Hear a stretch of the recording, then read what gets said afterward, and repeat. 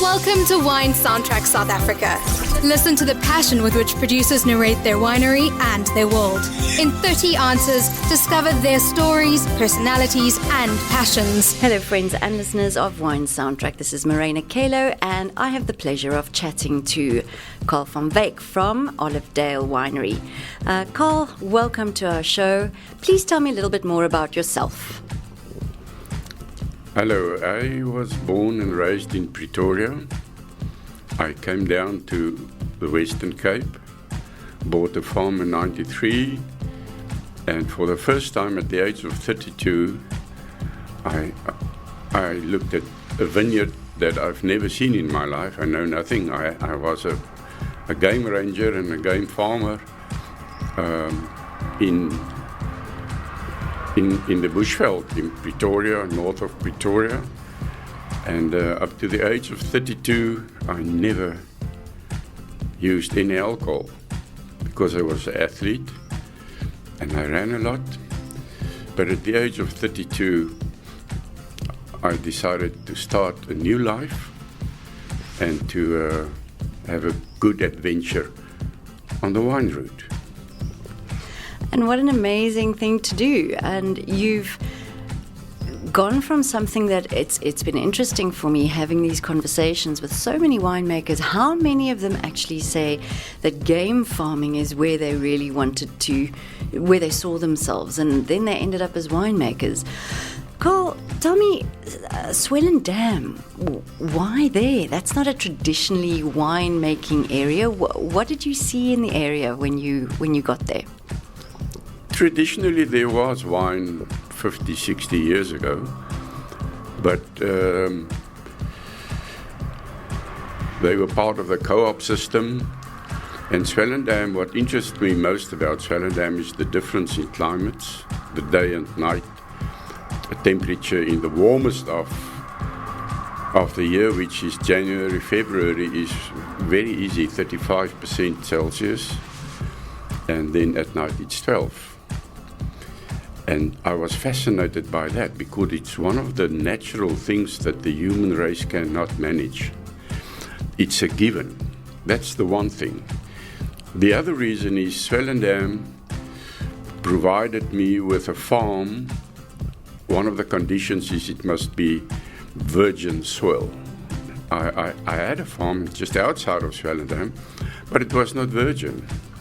It was a farm, a wine farm, and I inherited decisions of farmers that thought they are doing the right thing 30, 40 years ago. And I wanted to start new, with new techniques, new ways of thinking about making wine.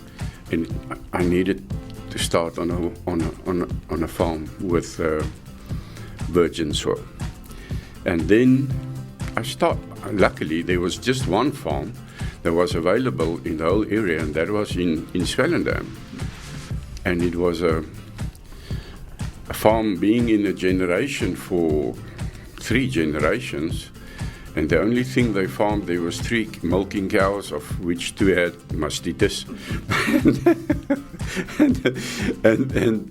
and they were always working in Swellendam itself.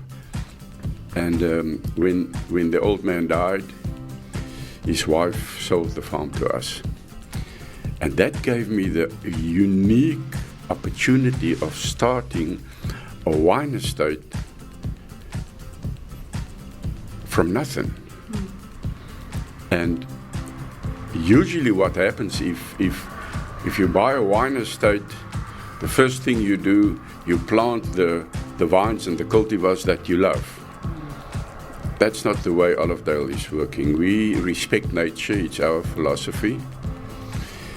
And what I did is I asked the terroir. And to do that, I had to use the professors and the academic people from the university at Stellenbosch. And they came and helped me because I know to be successful, you have to surround yourself with successful people who's knowing their job. And they were so nice and wonderful to me. It took me 2 years to make a decision on what cultivars. Professor Willem de Klerk, which was the soil specialist. He was working in Israel and also in Napa Valley in America. And there he discovered a machine. It's actually a ski to scan the soil 2.5 meters down. And then I realized we've got 17 different terroirs on the same farm. But that was beautiful because nobody else. Usually you dig a hole for 2 or 3, 2 meters maximum, and then you analyze every 50 meters. But between those 250 meters, they can change a lot. So the cultivar situation was, what do I plant? And the solution is the scanning will tell us where the soil turns different and becomes something else. So the lovely story is there's 17 hectares of vineyards on Olivedale, and there's 17 cultivars. For that reason, and the reason for that is that the soil is telling us what to plant. And we took all the information of what the computer is telling us, and then we put that again to the specialists and ask them, all right, this is the soil type, this is the wind, this is the sun, this is the warm, this is north, this is south. What must we plant here? And then they do their investigations and they say, on this piece, on block number 1C4, plant Karignan. And that's how we start, because everything on Olivedale is fundamental and starts with science.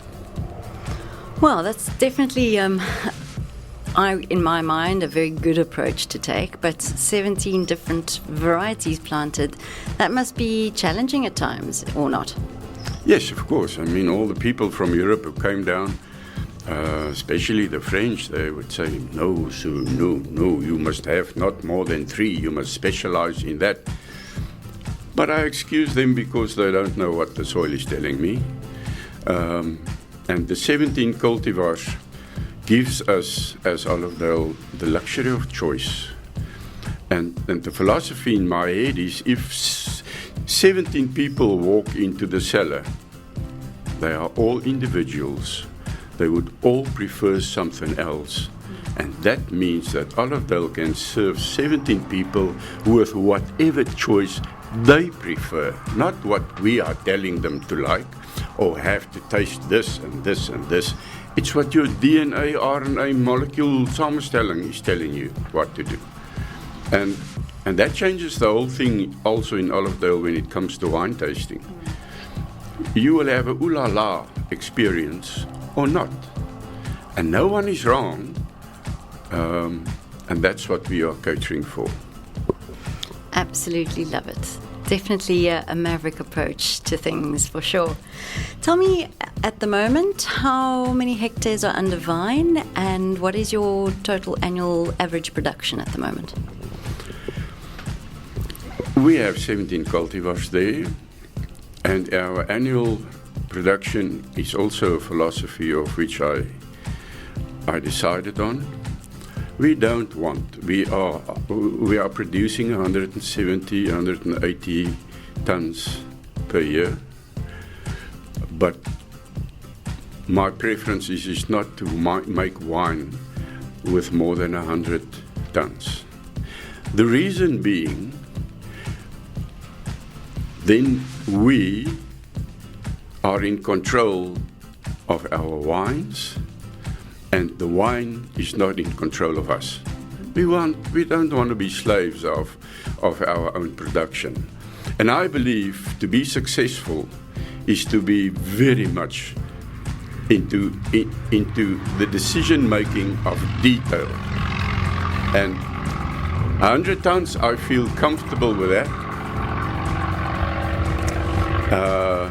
And the rest of the bunches, the wines we're selling, it's very, very popular because we have an organic approach, and it's healthy and good bunches, and people love all, doesn't matter who, to buy those bunches because they are healthy. We don't use chemicals on the vineyards. We don't use chemicals in the cellar. It's all naturally fermented, and we never want to change that approach because it's an extension of who we are. It's not because it's a niche market or you get more money or that nonsense. It's who we are, and that's an extension of. We're serving nature long before we serve a consumer or the Homo sapiens species. It's as simple as that. Well, it's a philosophy, really, and that's a philosophy that you live and breathe by, it would seem, anyway. Carl, what is the most expensive wine that you produce? What is it? What's in the bottle? And what does it cost? I'm good at very many things, but marketing and prices is the admin side of it. I'm not too much in that. But I think it's the Wild Melody. The price of the Wild Melody, I think it's about 350 Rand a bottle. And then the Queen of Africa, which is late harvest dessert wine, that might be 400 Rand. But around there, that's what it is, yeah. Okay. And tell me, are there any of the wines in your cellar that are giving you real joy and pleasure at the moment? You know, whether it is working with it, whether it is just kind of seeing how it's developing and evolving maybe in barrel. Is there one of those that stand out for you? We have different tierings.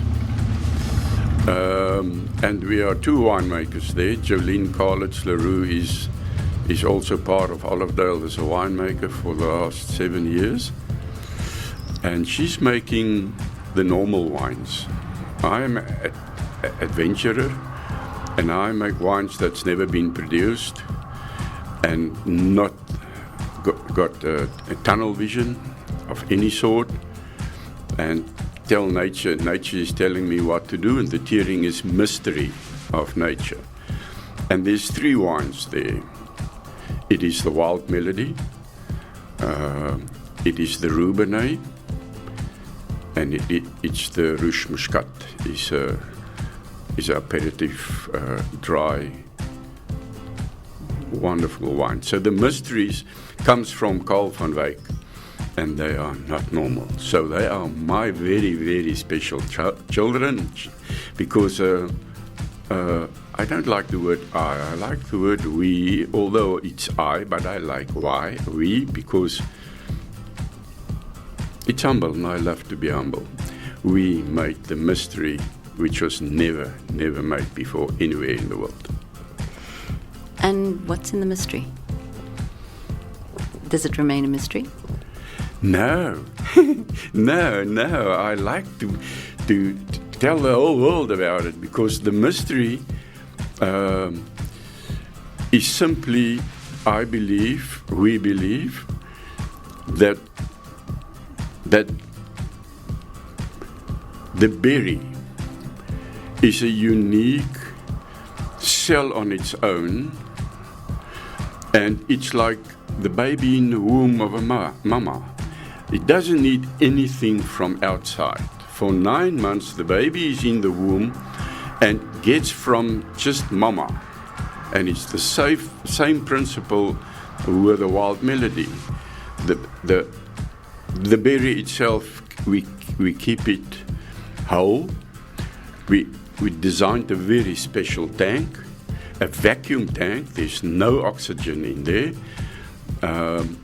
And we keep it there for 40 days and 40 nights, because Noah built the ark, and he was going nowhere because he didn't know where to go, and everybody was laughing at him.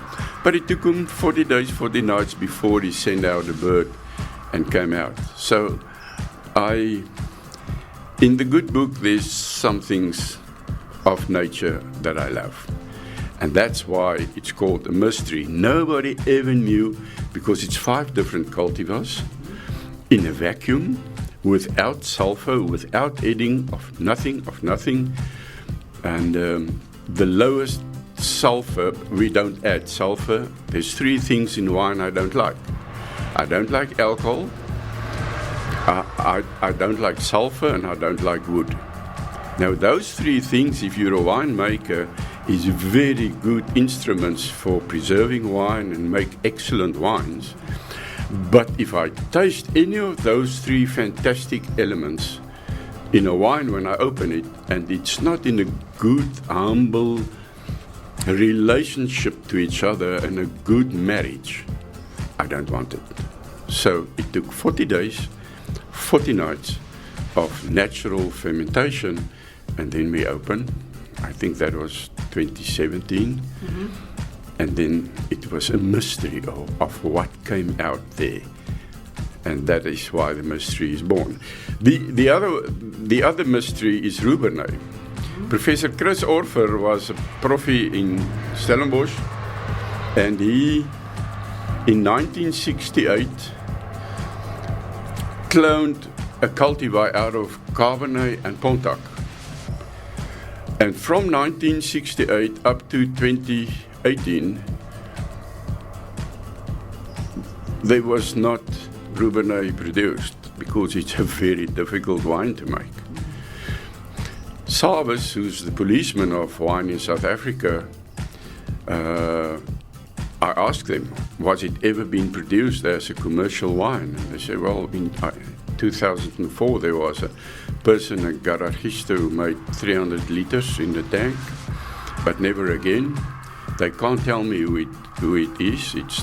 They're not allowed to tell me who was that. And then in 2007 or 9, there was another 300 liters from, I suppose, it was from garagista in Stellenbosch, and then nothing. And then, with a lot of struggle, throwing the wine away for 5 years, for the first time in 2018, I realized this is the wine. The 5 years before that, we threw it away, and Jolene said, we can't go on like that, we can't go on like that. And I said, I know, it takes time, and it will become something. So in 2018, we released the first Rubernay, Professor Chris Orfer, and it received platter first time 4 stars. And ever since, it's been 4 stars. Fantastic. And I must say, I've tasted that wine, and it is really, really, really an enjoyable and certainly a very unique wine. Tell me, for yourself, what do you enjoy drinking? White, red, sparkling wine? What is your tipple? I can drink anything there or buy any wine, which But you will not believe I prefer the cheapest wine in Olivedale. It's called Swellendam White and Swellendam Rosé. Now, cheap is a relative concept because it's the cheapest wine is 110 rand a bottle, but that's what I like. And the reason being, I've been born on the wrong side of the railway, and that taught me to be humble and always choose the less. And still today, at the age of 85, I'm joking about my age. At the age up to today, this is still to me. I will always take the less from the table and the cheap of everything, just because I don't need something to uplift me. My upliftment is in myself. If I have water and pop, it's fine, because that's not adding to me. I'm adding to that, and that's the philosophy. Yeah. And tell me, do you have any good luck rituals that you do when harvest starts, or anything that's kind of part of what you do at harvest time? Yeah, I'm a sentimental fool, very much. I love it. We start harvesting at 4:30 in the mornings, and we have a lot of people. Everyone's got their little headlamp, and we started harvest. But before the harvest period, we sing.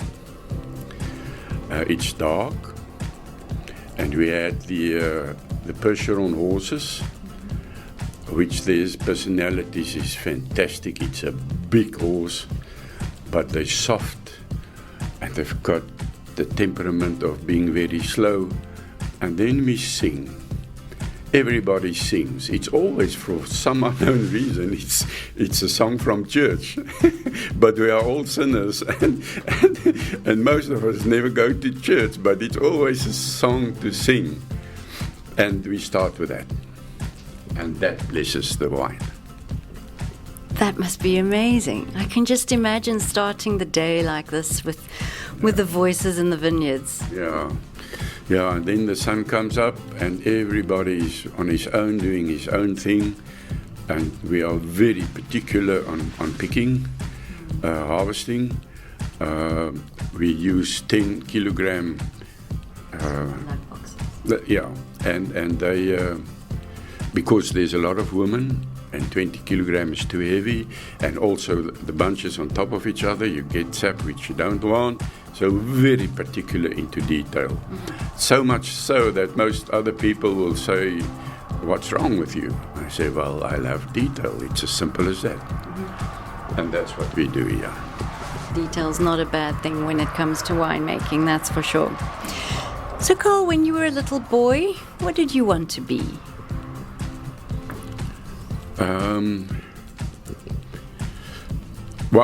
We stayed on the wrong side, as I said, of the railway, but next to a crocodile rivier, which is a river in Brits. It's a small town next to Pretoria.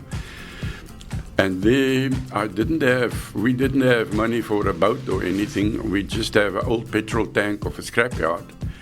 And then that was what I was doing. I thought I was Bartholomeus Diaz on this small thing, and I was doing that the whole time. But I was most of my life. I'm very not a social person, and most of the time on my own, and most of the time being Bartholomeus Diaz, because he was the first person to Africa doing the commercial side at Mossel Bay. It's interesting. Most people think it's Jan van Riebeeck. That's not true. It's Diaz.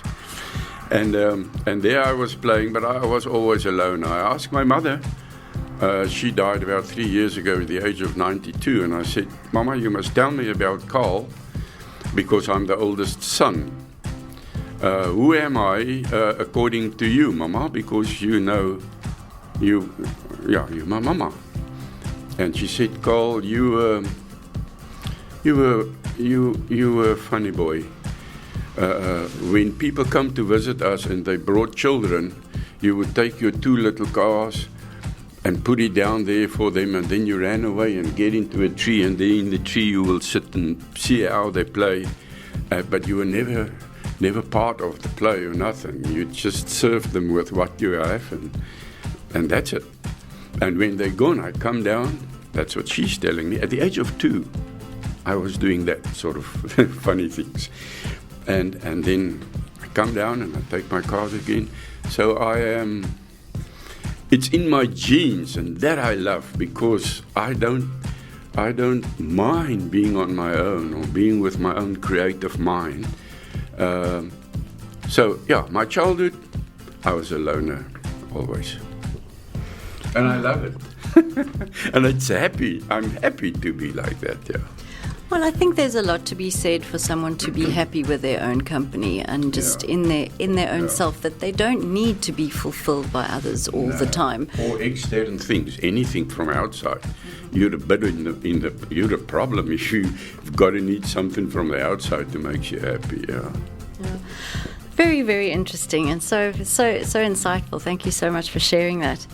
Tell me, when you're not in the cellar, making your magic wines, what takes up the rest of your time? I love nature. Ever since I've been small, I used to be an honorary ranger at the Sun Parker, and I spent a lot of time in the reserves, national reserve parks. It's a service that we do as honorary rangers to serve nature at a cost of yourself, not because you're getting in some income or nothing from nothing. It's just because you love nature.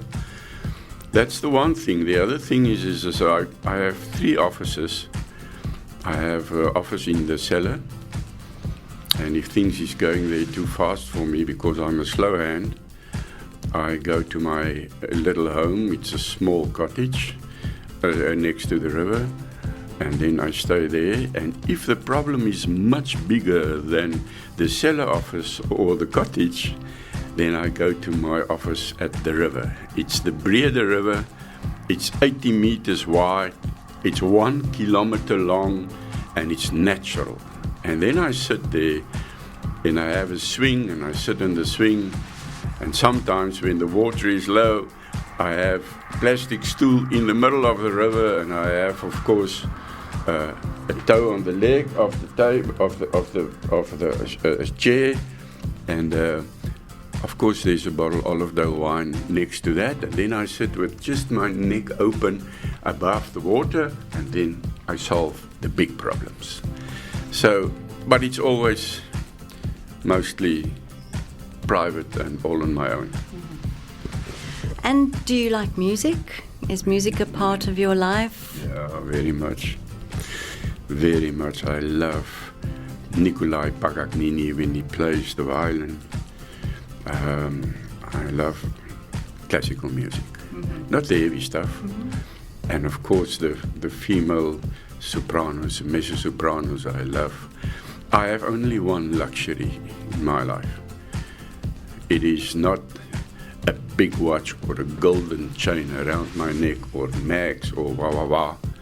I have one luxury, and that is Bang & Olufsen speakers. So when I lie on my bed and I put on this sort of music, I'm very close to heaven then.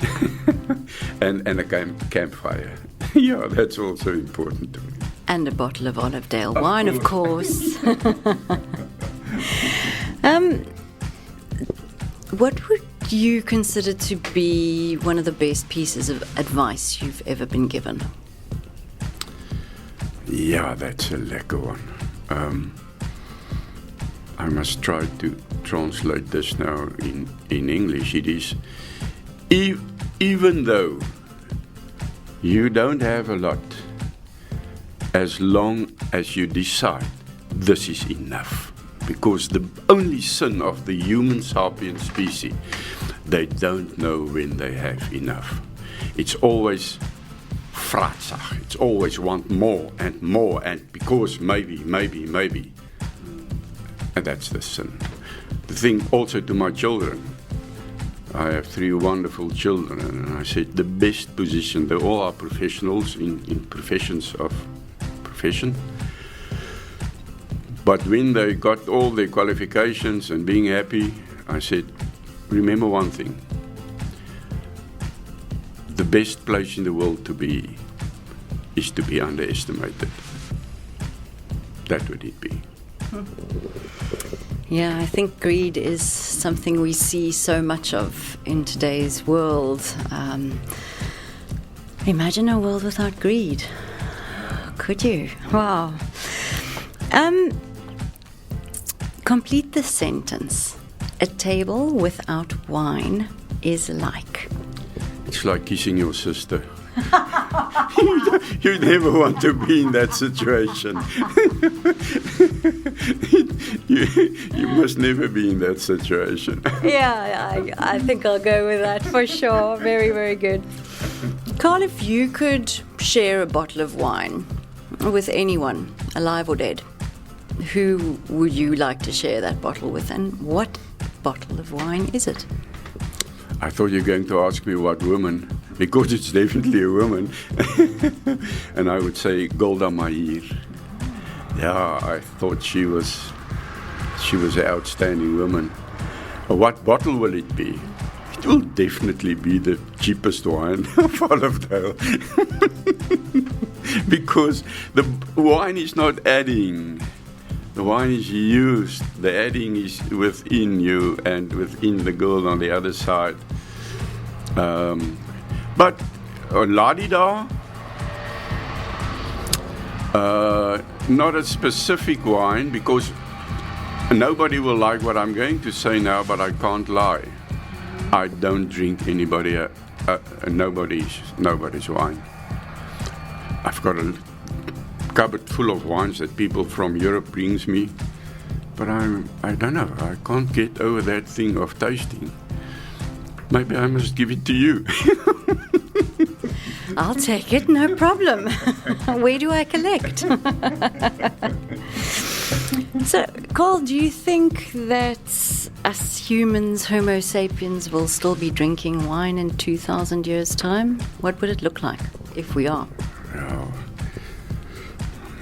I was a bit disturbed. Maybe 2 years ago, I read this article that the Chinese made a wine from water with chemicals, and then there was specialists doing the tasting of that and couldn't see the difference. And that was, yes, like I thought, I'm glad I'm not going to live another 20 years, but that would be nightmare in my mind. Because what we're doing with the wines, and it's a natural wonder, and the winemaker must realize that it's a natural wonder. Otherwise, you're just bullying the wine. And therefore, I don't know, there's nothing in life that doesn't change. I think that's the constant thing, is that everything changes. But my answer to you is hopefully.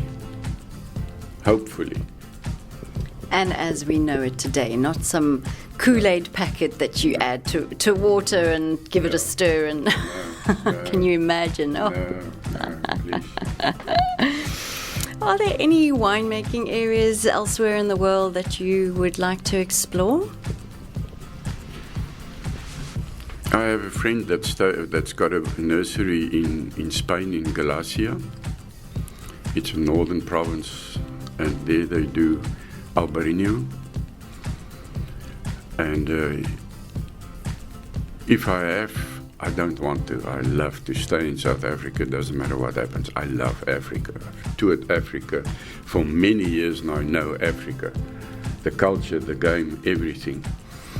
But if I have to, and I have no choice, which I hope never happens, it will definitely be Galicia. Albarino. Then I'll make it there. The other reason why is this: I love to restore old houses, and you cannot believe how wonderful houses of 300 years old that can be restored, because I love restoring anything. I used to help restore the Homo sapiens species, but that's the most difficult one. The easier ones is furniture, old furniture, antiques, and then houses. That's very nice. My answer to you is that, yes. Fantastic. We're almost done. However, before we finish up, I would like to play a little game. I'm going to name 3 varieties, and you are going to pair them with music. With? Music. Okay. So any music, whether it's if you can name a specific song or an artist or a composer, or even just the genre that you feel represents the variety. So because you just mentioned it, let's start with Albarino.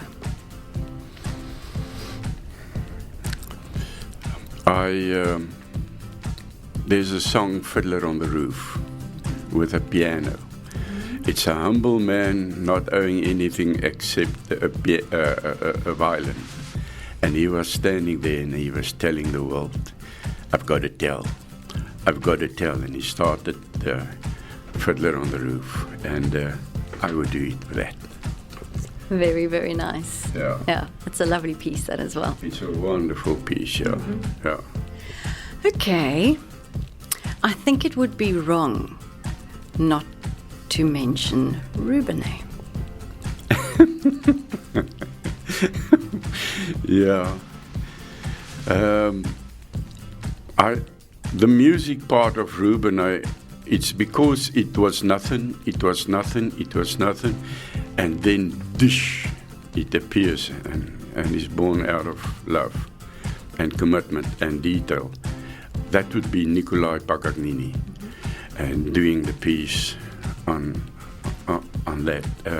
He's known as the devil's violinist because he's got sometimes so soft that it softens everybody around him, and then when they are soft, he goes ching, ching, ching, and then and I think that will be Rubinais, because that's what Rubinais, it's underestimated, and then it comes to itself. It's the same with Paganini. Very, very, very nice. Okay, let's end off with Carignan. It's definitely, we have a Carignan, and it's a rosé, and it's definitely a female wine, and that would be Barbara Streisand.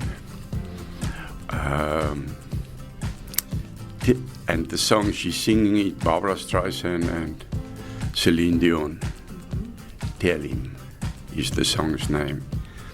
Tell him that you love him. It will definitely be that. Females singing female to wine. Tell him that you love him. Very good, very good. That is a beautiful duet between those two very powerful voices. Very. Love it. Carl, thank you so much for joining us today. It was an absolute pleasure getting to know you and hearing all about your story and your wines. Before we sign off, please do you mind sharing just where our listeners will be able to find Olivedale online, on social media perhaps?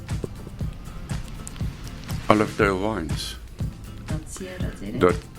.co.za or .com, Olivedale vineyards.com, and that's the website.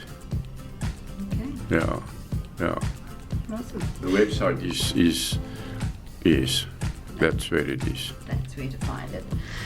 Cool. Thank you so much. I look forward to tasting more of your interesting wines sometime in the near future. Thanks for listening to a new episode of Wine Soundtrack South Africa. For details and updates, visit our website winesoundtrack.com.